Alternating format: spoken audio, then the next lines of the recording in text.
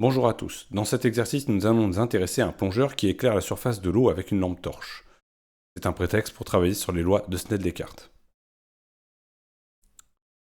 La situation est la suivante. On a un homme grenouille qui dirige sa lumière de sa lampe torche vers la surface de l'eau. Sa lumière forme un cône qui arrive avec une incidence de 30 degrés ici et avec une incidence de 60 degrés ici au niveau de la surface. On rappelle que l'indice de l'eau vaut 4 tiers.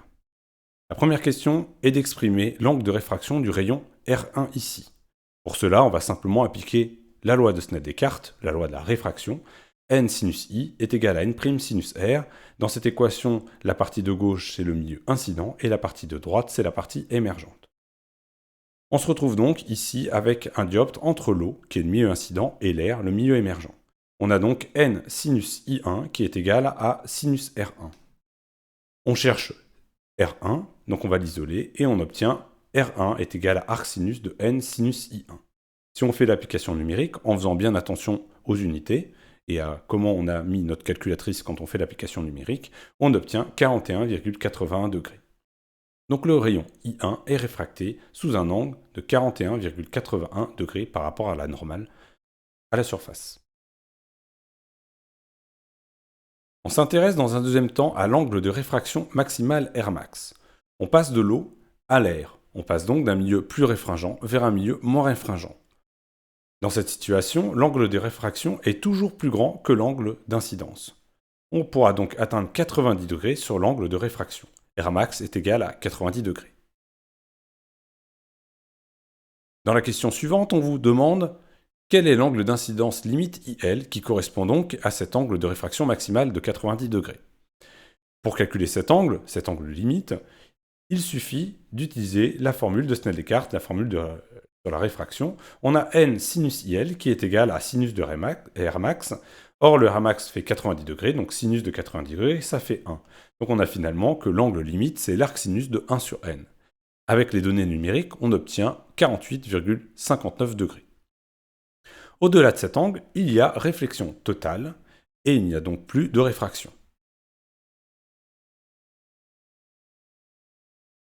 Qu'arrive-t-il donc au rayon 2 ? Le rayon 2 arrive avec un angle de 60 degrés. Cet angle est plus grand que l'angle maximal, l'angle limite. On a donc une réflexion totale pour le rayon 2. Les trois questions finales de cet exercice portent sur la question suivante. Est-ce que l'homme voit ou ne voit pas la lumière de la lampe torche ? Nous allons répondre à cette question. Tout d'abord, un petit rappel. Tous les rayons qui vont taper sur le dioptre vont être réfléchis. Tous les rayons. Le rayon I1 va repartir avec un angle I1 par rapport à la normale ici, et le rayon 2 va partir avec un angle I2 qu'on va retrouver ici.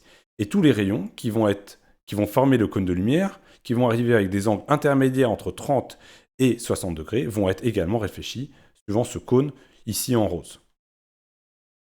Ensuite, tous les rayons ne vont pas être réfractés. Seuls les rayons qui arrivent avec une incidence compris entre 30 degrés et IL, c'est-à-dire 48,59 degrés, vont être réfractés. Donc tous les rayons qui arrivent entre ce point-là et ce point-là vont être réfractés, sachant que le rayon qui arrive ici avec l'angle de 48,59 degrés, l'angle IL, va être réfracté avec un angle de 90 degrés. Donc l'ensemble des rayons arrivant sur cette zone vont être réfractés et ils vont couvrir toute cette zone, tout ce cône de lumière ici en jaune. Il existe donc un rayon qui va arriver avec un certain angle, qui va être réfracté dans la direction de l'œil de notre homme. L'homme va donc pouvoir voir la lumière provenir de la lampe torche du plongeur.